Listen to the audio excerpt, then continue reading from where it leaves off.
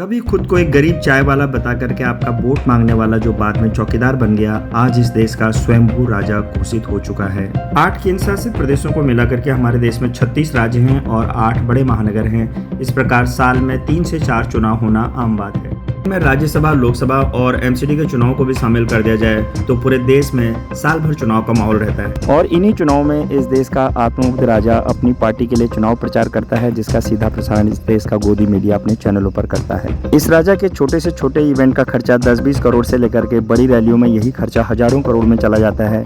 लेकिन इस देश की मीडिया में एक भी ऐसा चैनल नहीं है जो ये पूछ सके कि ये अंधाधुंध पैसा कहां से आता है।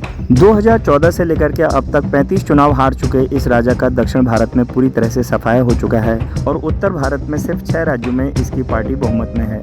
ये दुनिया के एकमात्र नेता हैं जिनको ग्लोबल लीडर दिखाने के लिए इनकी पीआर एजेंसीज विदेशों में भव्य आयोजन करती है और देश में इनके ऊपर भाड़े के लोगों द्वारा फूलों की वर्षा की जाती है।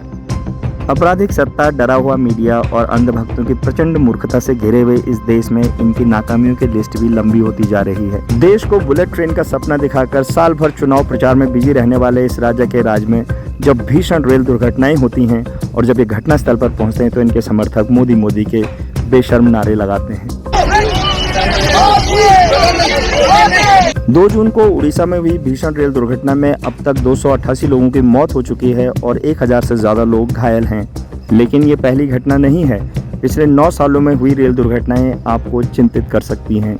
मई 2014 गोरखधाम एक्सप्रेस एक्सीडेंट, 25 मौतें, 50 घायल। 20 मार्च 2015 जनता एक्सप्रेस एक्सीडेंट, 30 मौतें, 150 घायल। नवंबर 2016 पटना इंदौर एक्सप्रेस एक्सीडेंट, 150 मौतें, 150 घायल। अगस्त 2017 में 2 ट्रेन एक्सीडेंट, 23 मौतें, 130 घायल। जनवरी 2022 बीकानेर गुवाहाटी एक्सप्रेस एक्सीडेंट, 9 मौतें, 36 घायल।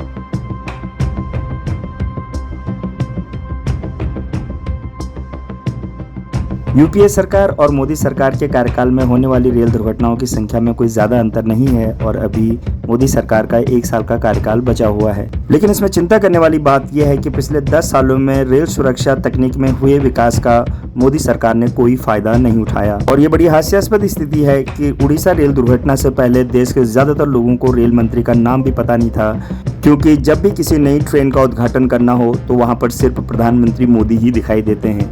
लेकिन देश के लिए शर्मसार करने वाली बात है कि इस तरह की घटनाओं का इस्तेमाल भी मुसलमानों के प्रति फेक न्यूज़ के जरिए नफरत फैलाने के लिए किया जा रहा है। इस वायरल फेक पोस्ट में मोहम्मद शरीफ नाम के स्टेशन मास्टर को रेल दुर्घटना के लिए जिम्मेदार माना गया। इस वायरल पोस्ट में ट्रेन की पटरियों में पड़े हुए एक टूटे एलपीजी सिलेंडर को दिखाकर उड़ीसा की दुर्घटना को कम्युनल एंगल दिया गया। और इस तीसरी वायरल पोस्ट में तो कुछ नफरती तत्वों ने दुर्घटना स्थल के नज़दीक स्थित एक मंदिर को मस्जिद बताकर उससे ही रेल दुर्घटना के लिए जिम्मेदार बता दिया। इस वीडियो के अंत में मेरा आप सबसे एक सवाल है, जब यूरोप, अमेरिका, चीन, जापान समेत दुनिया की तमाम सरकारें फेक न्यूज़ के खिलाफ इतनी सख्त कार्रवाई करती हैं तो भारत सरकार फेक न्यूज़ इतनी आसानी से क्यों फैलने दे रही है?